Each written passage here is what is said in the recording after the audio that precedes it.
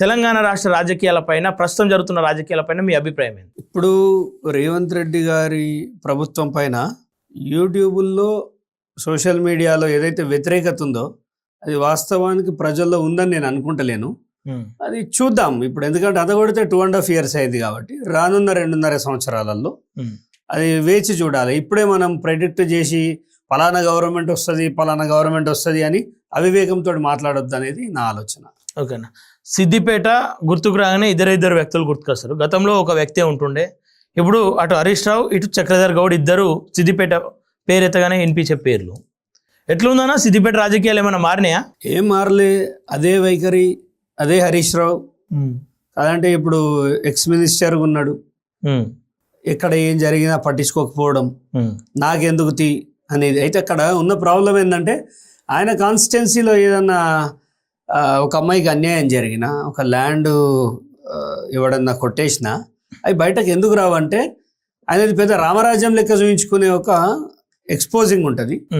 అక్కడ ఏదైనా ఇలాంటి అవినీతి జరిగితే నాకు మరకలు వస్తాయని చెప్పేసి దాని పేపర్కి రానియాడు ముఖ్యంగా.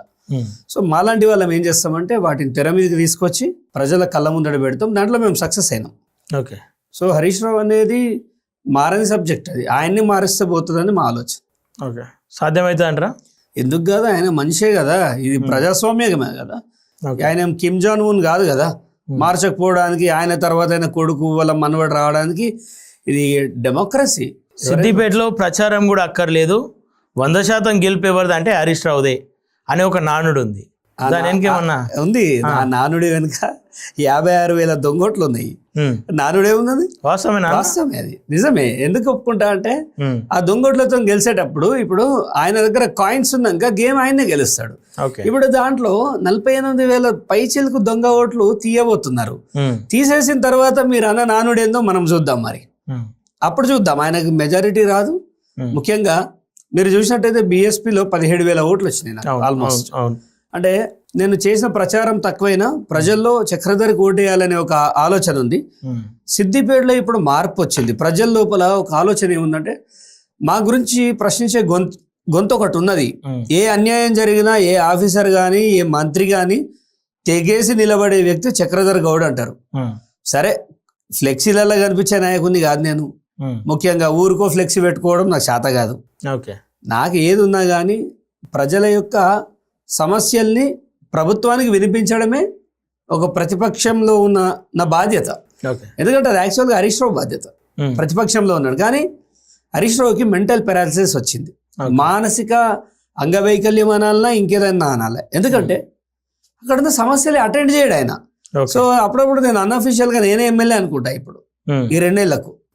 ఓకే, మీరే ఎమ్మెల్యే, నేనే ఎమ్మెల్యే అనుకుంటా. తప్పేముంది? సమస్యల పైన పోరాటం చేసే ఆడు. ఆయన నాకు తెలిసి అస్త్రసన్యాసం చేసినట్టు ఉన్నాడు.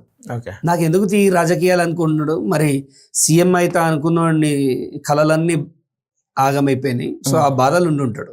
జాతకాలు నమ్ముతారా అన్న మీరు? జాతకాలు ఏం నమ్మను నేను. నమ్మను.